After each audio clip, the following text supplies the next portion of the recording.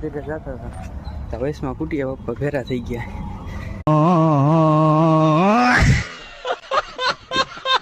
મિત્રો તો કેમ છો બધા? જય શ્રી રામ મહાદેવ. આપણો બીજો વ્લોગ છે આજથી. કેમ છો બધા? મજામાં ને? મજામાં જશો તો આપણે આવી ગયા છે મેળી ઉપર આપણે આ છે માતાજીનું મંદિર. તમે જોઈ લ્યો, મહાકાળી માનું મંદિર છે. બધા એમ દેવી દેવતા એમ બધા એમ આપણા કુળદેવ એમ.